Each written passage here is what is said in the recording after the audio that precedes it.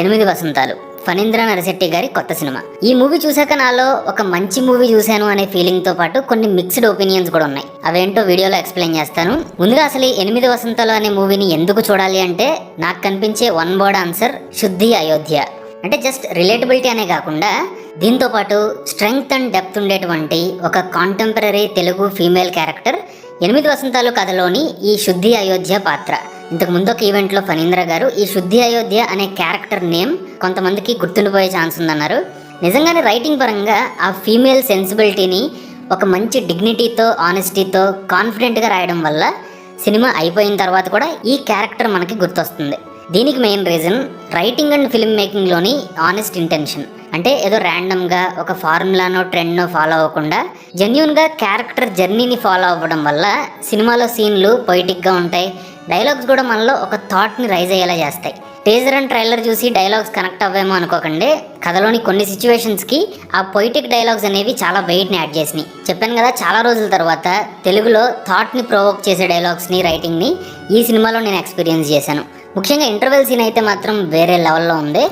అంటే ఎంత బాధపడుతున్నా, వల్నరబుల్ సిచ్యువేషన్లో ఉన్నా కానీ ఒక అమ్మాయి తన సెల్ఫ్ రెస్పెక్ట్ని, డిగ్నిటీని కాన్ఫిడెంట్గా ఎక్స్ప్రెస్ చేయడం అనేది నిజంగా గూస్ బంప్స్ ఇచ్చే రేంజ్లో ఉంది. అలాగే ఈ మూవీలో నిజంగా ఇంటెన్షనల్గా చేశారో లేదు తెలియదు కానీ సినిమాలో అర్జున్ రెడ్డికి యానిమల్కి సంబంధించినటువంటి చిన్న చిన్న రిఫరెన్స్లు ఉంటాయి. అది ఆలోచించి పెట్టారో లేదా కోఇన్సిడెంటల్గా జరిగిందో తెలీదు, బట్ ఇంట్రెస్టింగ్ అనిపించింది. అలాగే లిటరేచర్లో అంటే నవల్స్లో ఉండేటువంటి కథని, ఆ ఇంటర్నల్ ఎమోషన్స్ని విజువల్గా కన్వర్ట్ చేయడం కొత్తగా అనిపించింది. ఆల్రెడీ ట్రైలర్లో చూసే ఉంటారు, సింబాలిజంతో ఒక స్పెసిఫిక్ ఫీలింగ్ని, మీనింగ్ని కన్వే చేసేటట్టు చాలా విజువల్స్ ఉన్నాయి. నిజంగా ఈ సినిమాటోగ్రఫర్ విశ్వనాథ్ రెడ్డి తెలుగులో ఇంకా చాలా సినిమాలు చేయాలని నేను కోరుకుంటున్నాను. ఎందుకంటే చాలా బ్రిలియంట్ వర్క్ ఇచ్చారు. ఇక యాక్టర్ల విషయానికి వస్తే అఫ్కోర్స్ మెయిన్ క్యారెక్టర్ చేసినటువంటి అనంతిక అద్భుతంగా యాక్ట్ చేశారు, అందులో ఎలాంటి డౌటు లేదు. కానీ నాకైతే ఫస్ట్ హాఫ్లో వరుణ్ క్యారెక్టర్ చేసినటువంటి హనురెడ్డి పర్ఫార్మెన్స్ చాలా బాగా నచ్చింది. నిజంగా ఇతనికి మాత్రం టెరిఫిక్ స్క్రీన్ ప్రెజెన్స్ ఉంది, ఫ్యూచర్లో మంచి యాక్టర్ అయ్యే ఛాన్స్ ఉంది. అలాగే మధురంలో చేసినటువంటి రవితేజ కూడా ఆయన రోల్ని ఆనెస్ట్గా కన్విక్షన్తోనే ప్లే చేశారు.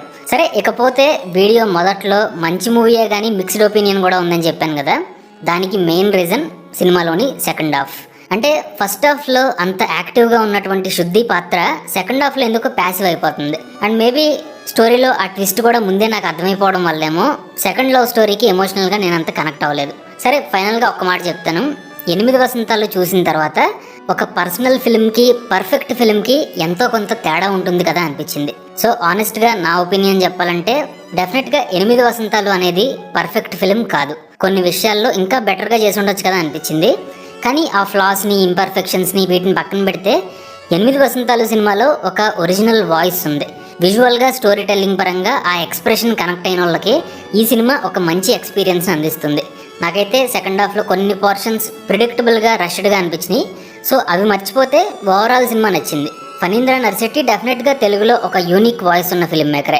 సో నాకైతే ఆయన నెక్స్ట్ తీయబోయే సినిమా కూడా ఖచ్చితంగా థియేటర్లోనే చూడాలి అనిపించింది. సో మూవీ లవర్స్ ఈ ఎనిమిది వసంతాలు టీజర్ కానీ, ట్రైలర్ కానీ చూసి ఆ మీటర్కి, సెన్సిబిలిటీకి కనెక్ట్ అయితే ఎలాంటి డౌటు లేకుండా ఎనిమిది వసంతాలు సినిమాని థియేటర్కి వెళ్ళి చూడొచ్చు.